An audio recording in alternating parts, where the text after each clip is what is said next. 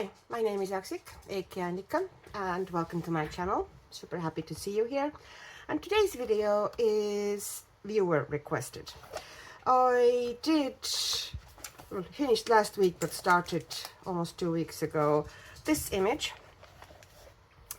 And I did a video about the tail, how I did and colored the mermaid tail, along with another video from this book, How to Do Mermaid Tails. But I have had a lot of questions about how I did this background, and kind of asks if there's a video to come or if I can demonstrate. And well, I did not film it at the time of doing. I did this background with Arrtx pencils, and I didn't, of course, write anything down. I actually did this with a 72 set, which I don't have here with me at the moment. But I pulled out my big set and I pulled out some pencils, and what I thought is that I can kind of try to show you fairly quickly, give an idea. It won't be probably very heavily edited video. I won't have much time next week now, or I'm filming it on Sunday the 18th. I won't have much time to edit next week. I have several things, family things on, so I doubt that I can put all the pencil names as titles there. So I pretty much just keep talking and keep kind of saying what I'm doing, if that works for you. If I can, if I have time, I will put the pencil names onto the screen, but I kind of doubt it. But to be honest, it isn't really important, because the main thing is it doesn't have to be Arrtx pencils. I would suggest softer pencils, because how I did that is that I put a lot of pigment down in kind of to create those kind of darker areas and kind of a streaming light, or rays of light coming through the water.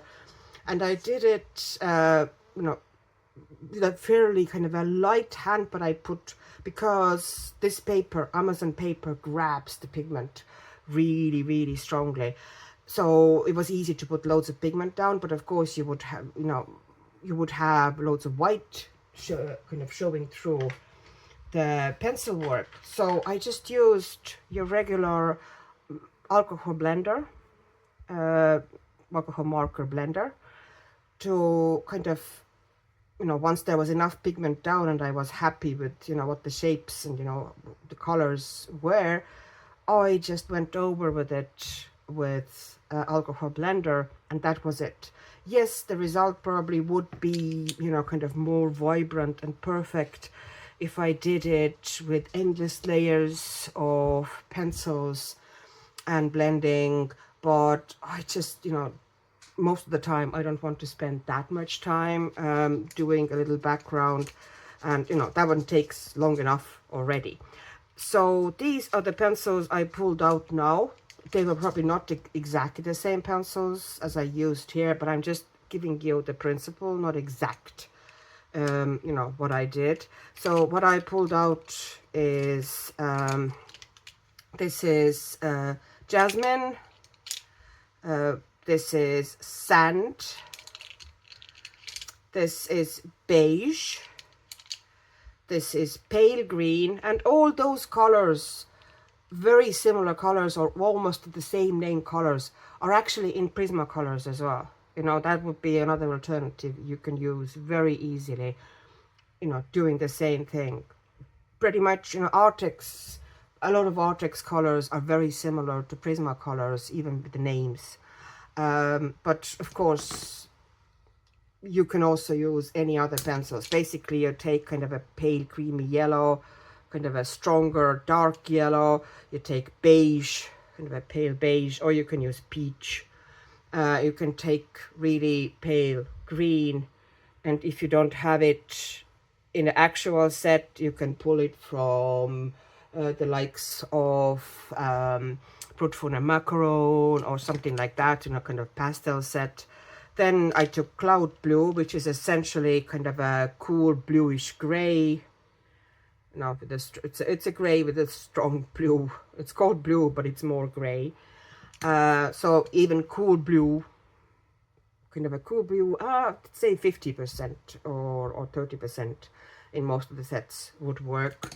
Then I took light aqua, which also most sets would have similar color. I took deep sky blue, which is also very, this is one of the fairly kind of pretty much every set would have something similar, a fairly primary,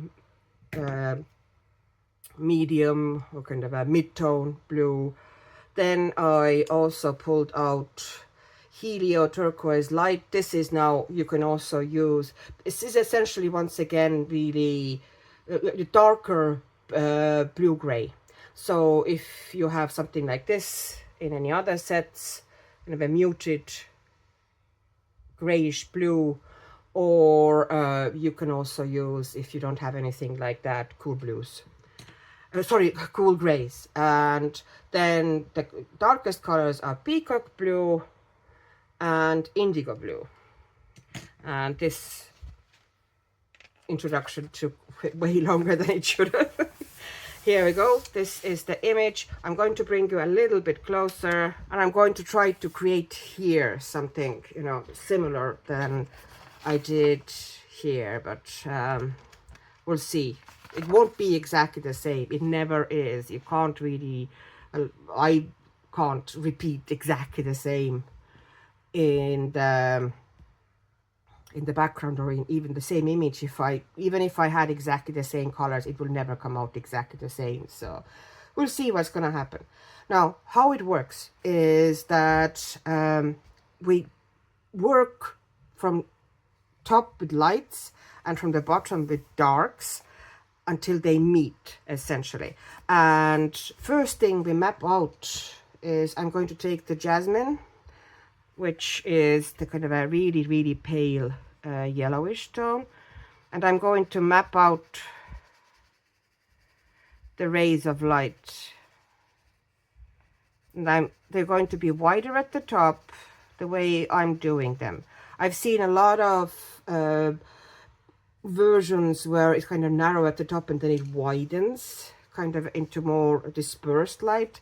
I'm doing it kind of the opposite way, that they're kind of really bright and yellowish at the top, and then they kind of narrow towards the bottom like this.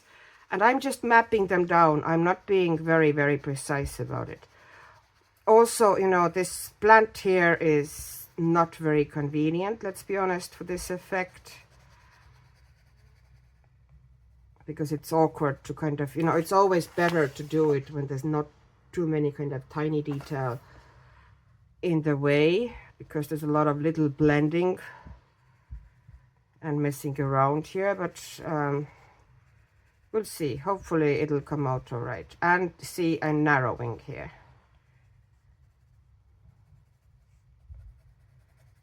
And just, you know, kind of figuring out for myself where everything is going to be.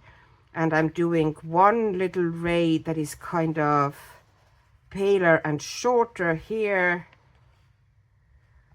And I'm doing one that comes from behind.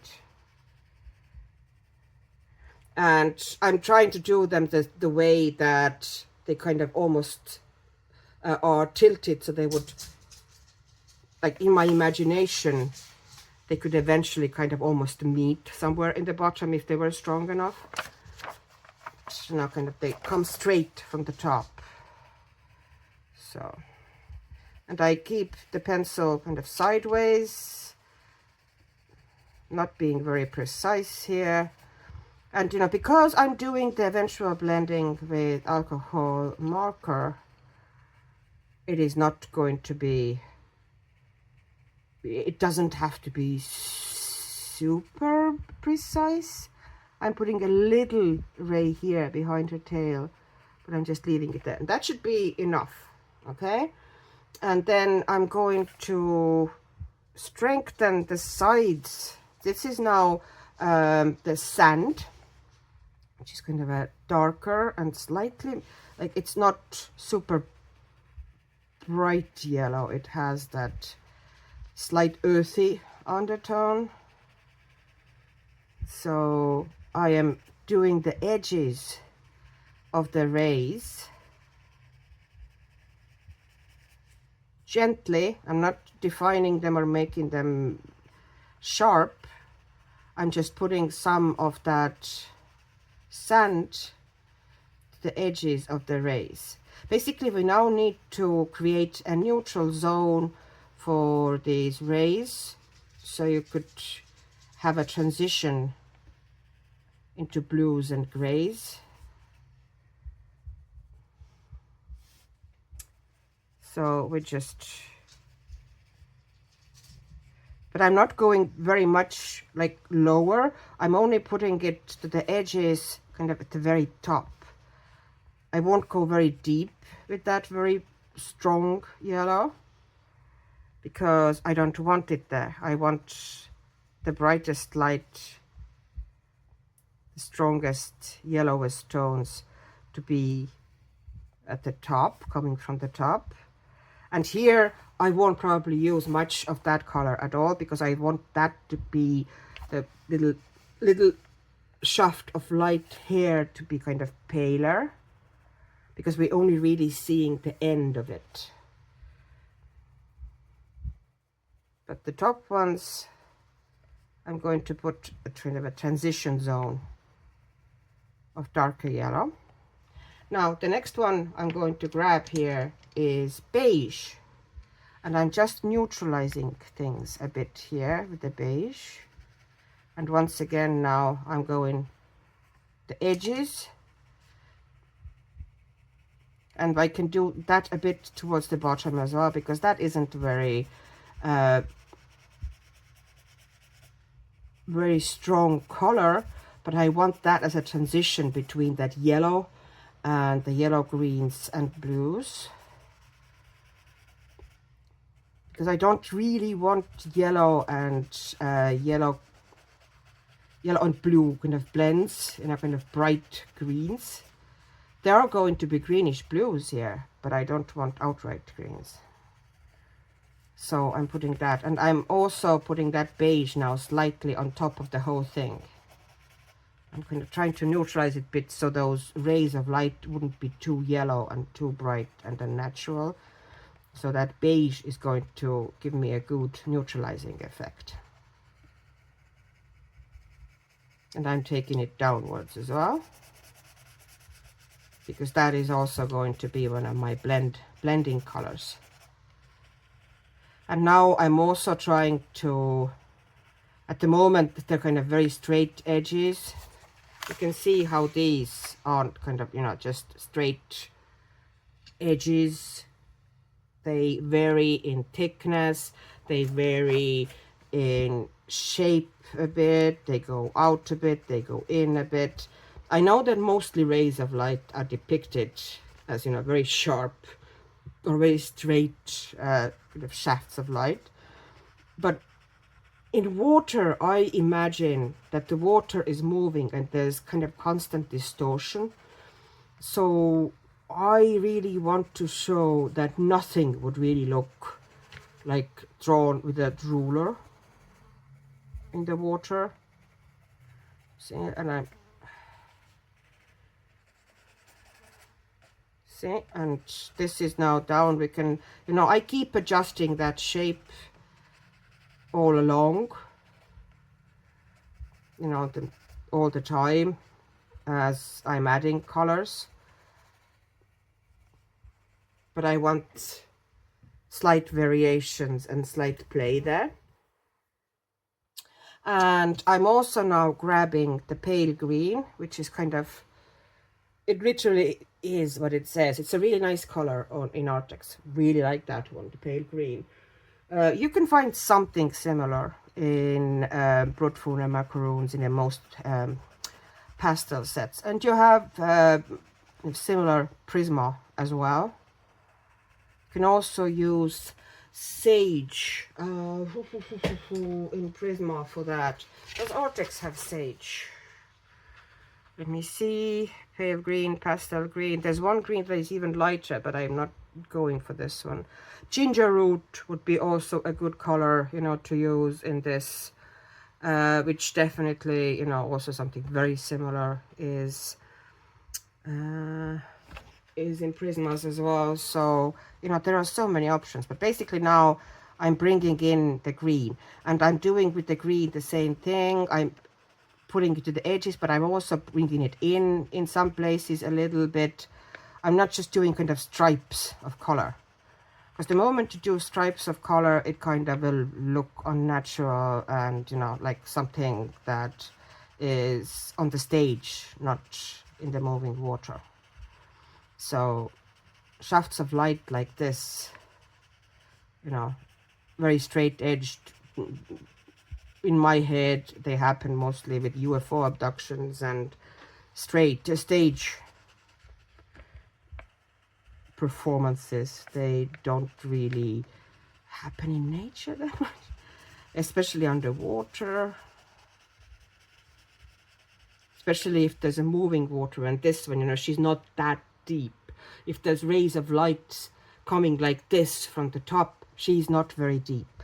So that means I'm going to put some of that in the middle here as well, because I think I will want to kind of break that ray a bit. It's too wide, too uniform, so I might want to put a little bit in the middle there to break that ray up a bit. But basically I'm making sure that there's, and now I'm putting that green to the end. You know, when the beige ends, we put beige previously at the end there.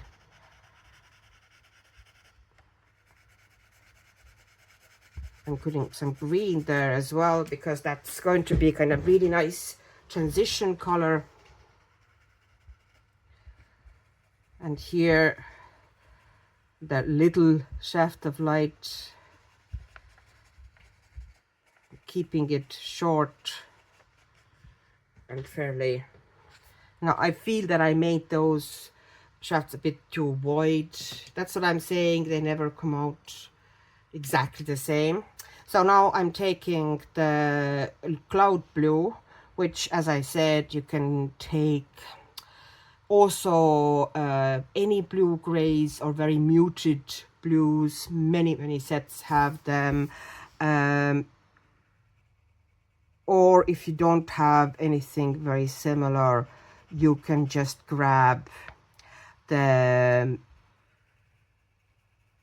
you can grab cool gray, kind of 50% or something like this for this one.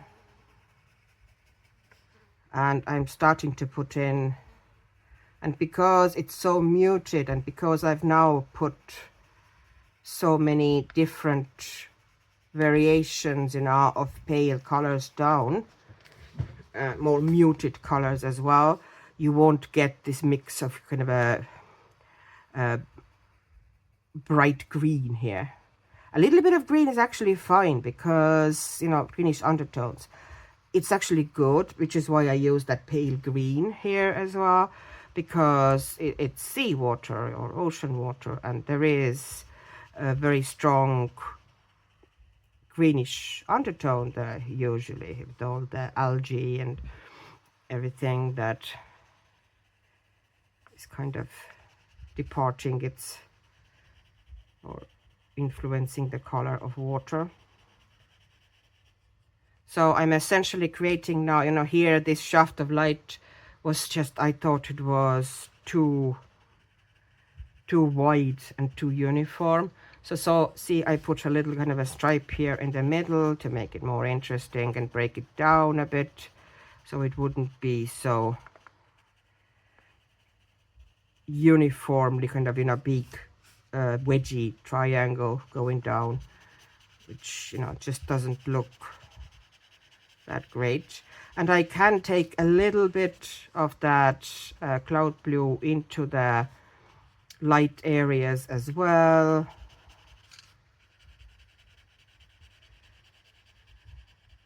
You know, leave some of the areas kind of brighter, put some of that gray into bits of the shaft of light as well, so there would be color variations. Here, oh, I want the same thing. I want a little bit of break in this shaft of light also. It was just too straight edged and too wide again. So this one also is,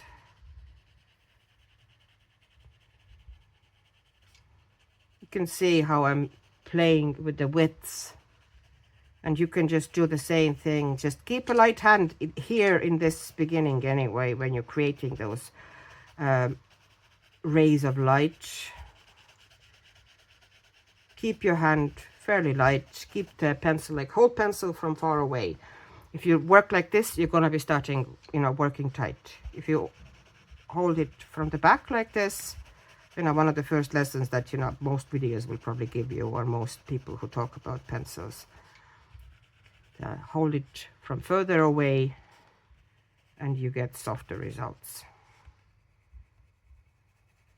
And especially for kind of layering and soft blending, this is a good method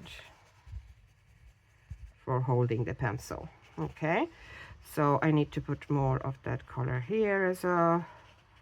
That's what I was saying, you know, that doing it kind of in between, you know, small leaves like this is a bit of a pain, but it certainly can be done. So there's going to be kind of more kind of brighter color added there, and you can make it as dark or as light as you want. You know, the contrasts can be kind of, go for more special effects and contrast, or you can do it fairly softly and not do a huge contrast between kind of the bottom of the water and the top. Okay, so I'm taking now the color that is called Helio Turquoise Light, which is essentially darker muted grayish blue, but it also has more greenish undertone than reddish undertone. So I'm keeping here kind of to ocean colors. I have a little bit of a brighter, more primary, more kind of a red leaning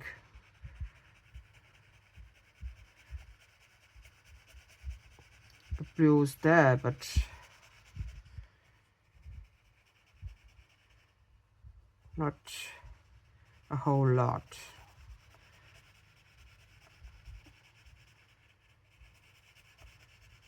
Okay,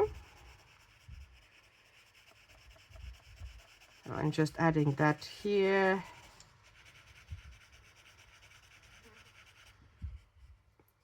And I just keep adding that now, that bit darker blue to the in-between areas.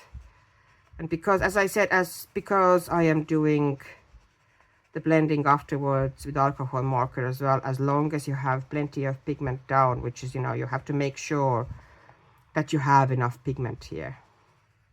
You can't just do very light layer of pencil and then try to blend it, or, you know, kind of spread it with this, because to spread it with alcohol marker or any blender really, you need to have enough there to spread.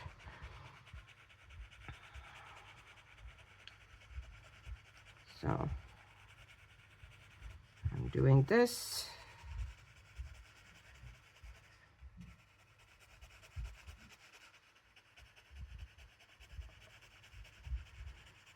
See, I'm breaking this ray in half altogether.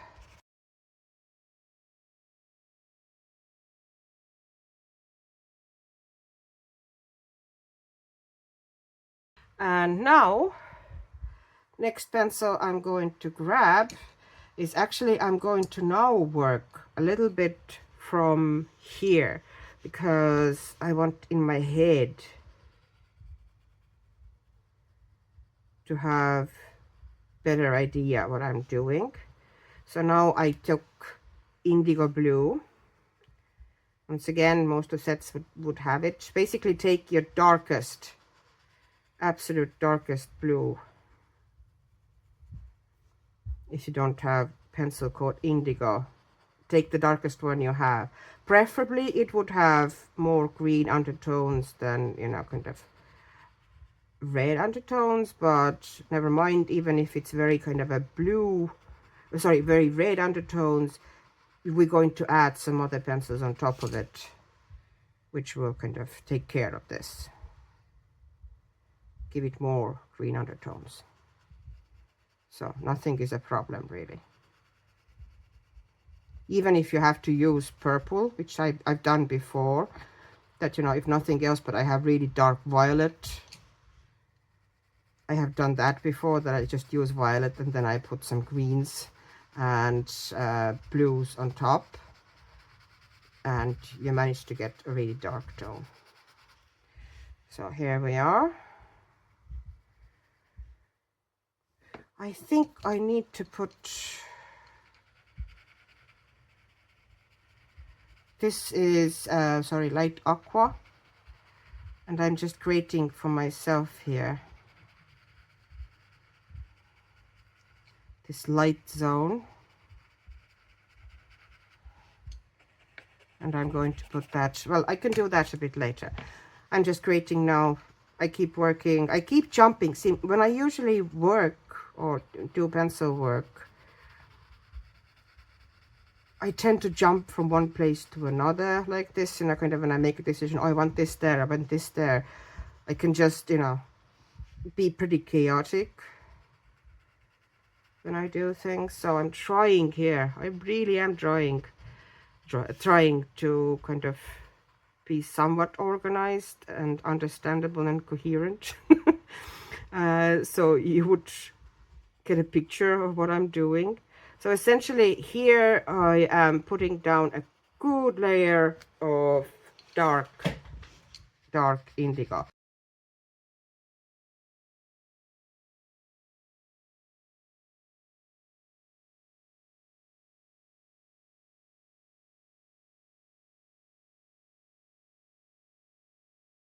So here I want to actually transition to another color here. So I'm putting down now a lighter layer.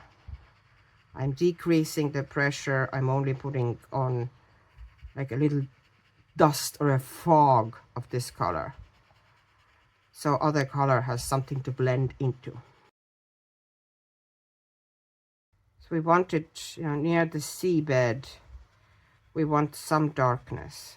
See, we can't do exactly the one here, because here she is absolutely floating in the water and there's kind of a loads of space to have this kind of a peak transition, whereas here we don't really have that much water behind her, so we need to be a bit more mindful in our transitions and make them tighter. Okay, so here at the bottom I would imagine that there's, yeah, I just made myself, there wasn't anything there, I needed some sort of a line I'm working from, so I kind of want plenty pigment here near the seabed. I want it to be dark. So now I put down the extremes, you know, the darkest pencils and the lightest pencils. And now I'm going to work in the middle to get them all together. Light aqua, and I'm going to put it into more places than I initially had it, because I want it in more prominent way here.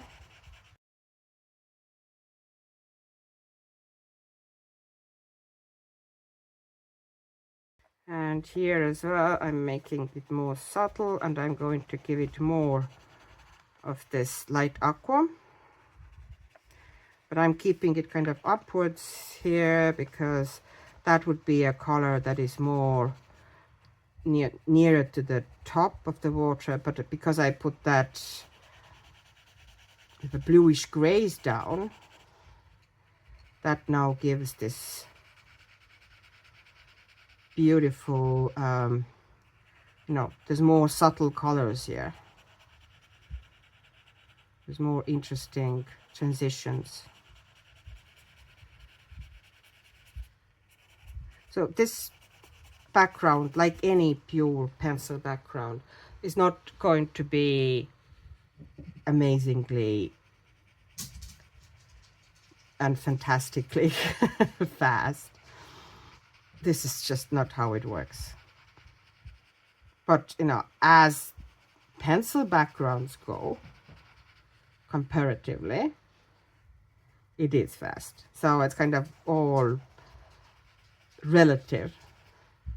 It's a fast pencil background, but it's not a fast background, is what I'm trying to say here.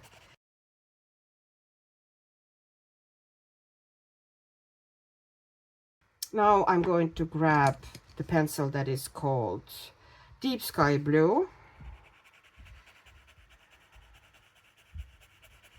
It's more of an intense blue here, but I'm not going to the very top with it. I'm starting kind of halfway down those shafts of light and taking it downwards and kind of blending it to the ends. You can see, like the ends of the shaft of light, being gentle with it, stronger at the very bottom and then very softly to the top. So I'm doing that. This color is actually kind of, you know, fairly traditional sky blue. It's not very sea blue, but because I'm working on it a lot on top of yellow, I'm essentially using it to kind of get the sea tones or seawater tones on top of yellow.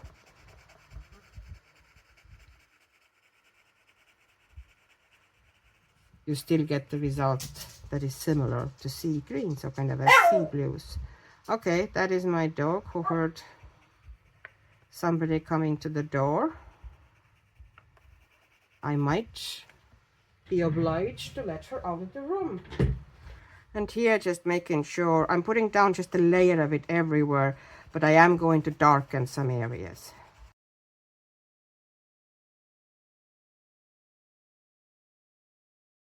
The color, which was called Peacock Blue, this is just strong, kind of a strong blue green or green blue. Green blue, it's more blue than green. It had many sets would have it. In some sets it's also called petrol blue, similar color for some reason. So, you know, look for that as well if you don't have in your set or whatever pencils you're using, if you don't have it like called peacock blue or anything like that. If you have petrol blue, that would work too. Basically, really nice, dark, juicy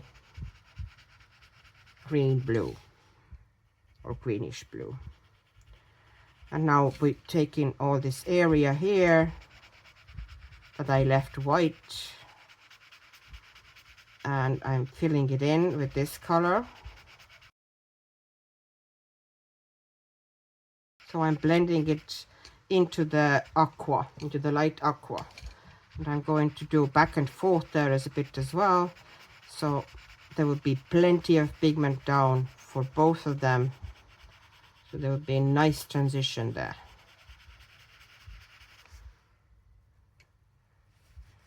So I'm putting more pigment for the light aqua down as well. Just making sure that there's plenty of it here so I can blend it out with alcohol marker fairly easily afterwards. And you can see how, like, I have loads of pigment down here. You can see how grainy it is, you know, how much of a white of a paper you can see still. So that's why, like, you could, if you just kept going at it and you kept layering, and then eventually, you know, do some extra blending with the blender pencil as well, you could get it smooth. But I just, you know, don't find it necessary, that sort of a time commitment and labor commitment for an effect that it can be achieved. Maybe not as perfect, you know, with the pure pencil, but it can be achieved with a bit of cheating. Let's call things the way they are. And now I'm going with that peacock blue, which is, you know, very green blue, but dark. I'm going over the indigo area slightly as well, to give it more of this kind of a sea. And keep the darkness, but give more green undertone.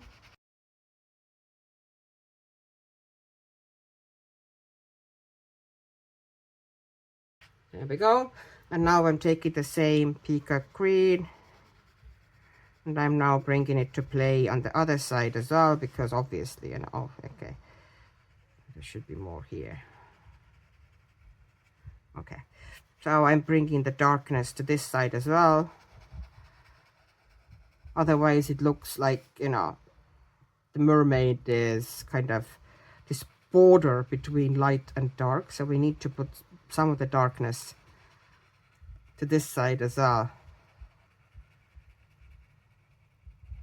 So the transition, you know, from here to there looks a bit more fluid, not fluent. Ha, okay.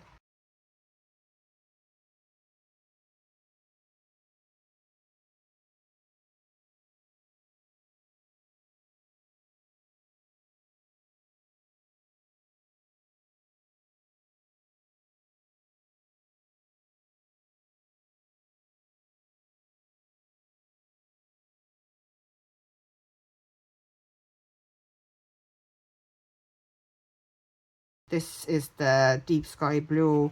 I'm going to put a bit stronger. And, you know, once again, I'm going to take some bits into the line whenever those shafts. So there will be a little bit of unevenness, and, you know, things are breaking a bit because water moved.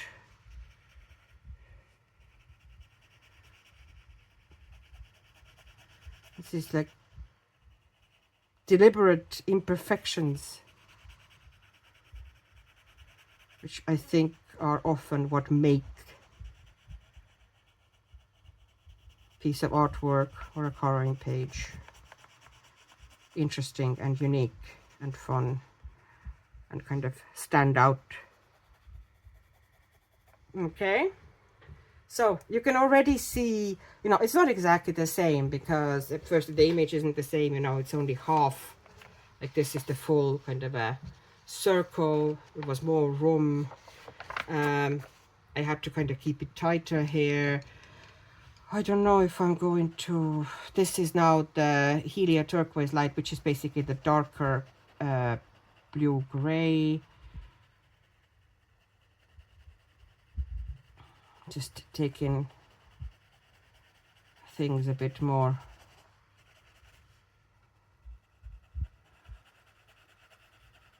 Breaking things up a bit more, you know, they were a bit too perfect here for my taste again.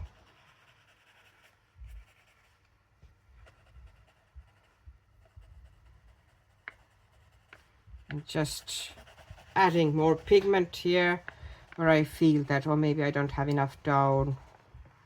And now I'm taking the beige again, and with the beige I'm adding on top of the kind of shafts of light. I'm not putting more yellow down because it doesn't look bright yellow in the water. So I gave it a bit of an underlayer, very kind of a very little yellow, and then I work on top of it with other pale colors, just making sure that I have enough here, just so you have enough pigment. And now I'm taking the pale green again,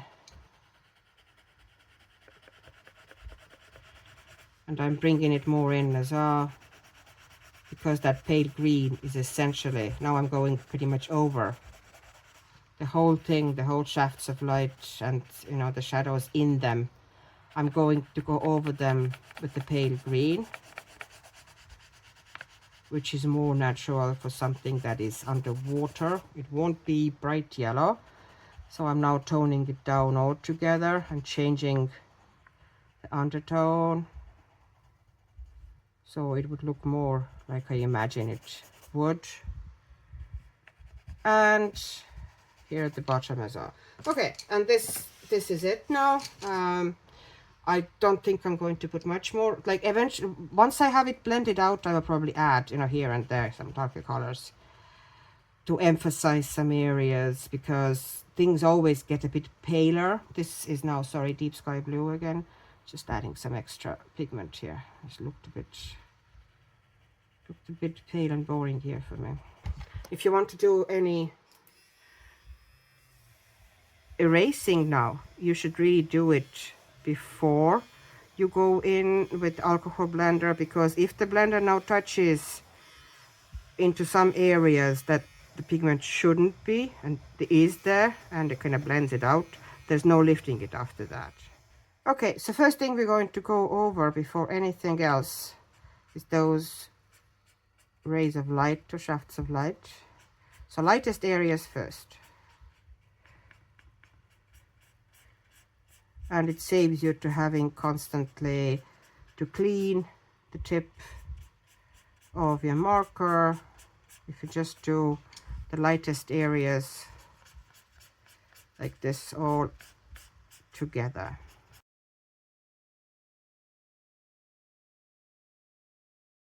And now I'm starting to work on those lighter blue areas here. So I'm starting to work on them like this, just going over them,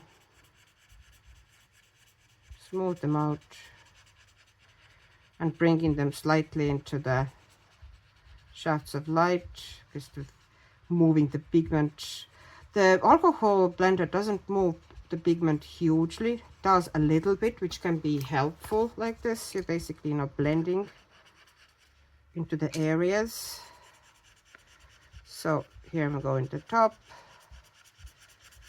It's very light here, there's not much to bring in.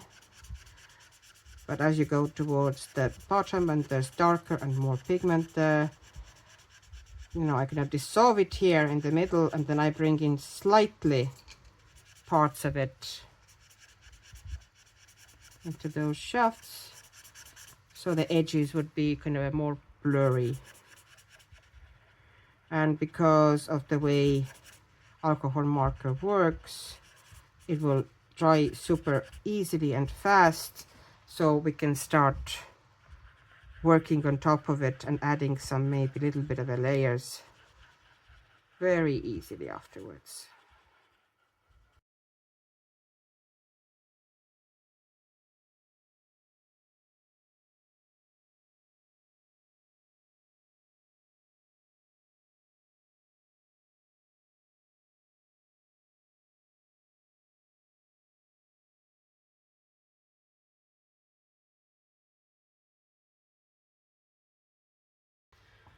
There we go. This is now the main layers dissolved with alcohol marker, and you can see how most of the white that is glowing, that was previously kind of glowing through the pencil layers, kind of like rainy fashion, is now gone. And I'm grabbing now some pencil. This one is the deep sky blue again, and I'm just going to add some extra. This one I won't usually blend out anymore with the alcohol marker. I'm just adding a little bit of extra in some areas where I feel like, oh, it could use some.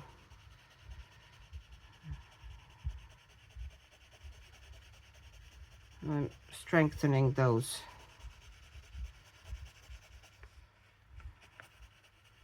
blue areas here a bit in the middle. So I'm going to put that one between the rays of light. just a bit.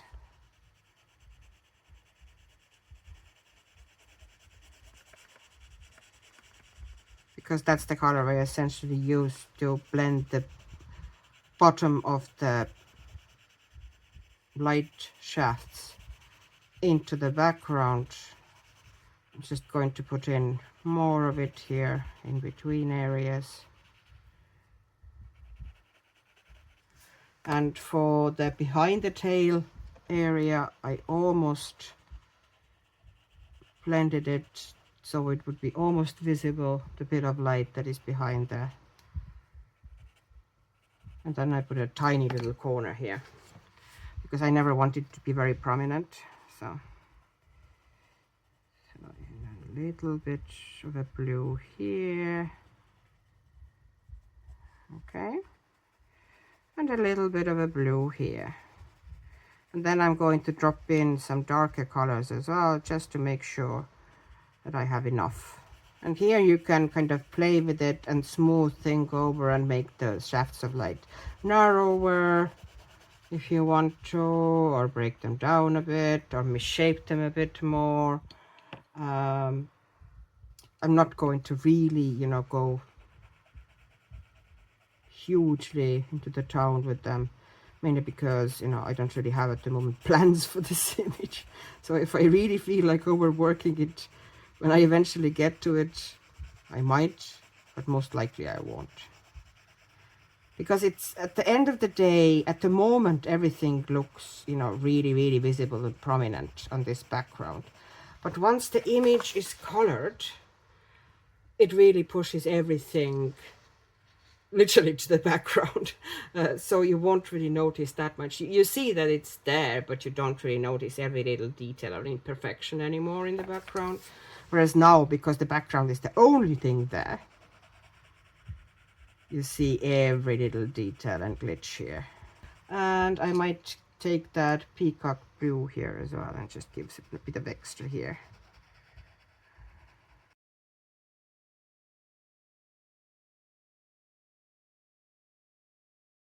So that's it, I think. I don't think I'm going to overwork it much more. It's of course not exactly what I did with the other one, but it is the same principle. You can change the shape of the light shafts a little bit. You can vary the colors a little bit. But, you know, I'm just showing you kind of the principle, how it works. Okay, thank you very much for watching. Hope you had all right time, or maybe you learned something or saw something interesting. And have a lovely creative time. If you like my videos, like and subscribe, comment. Very, very happy to read your comments and answer to them. And bye-bye.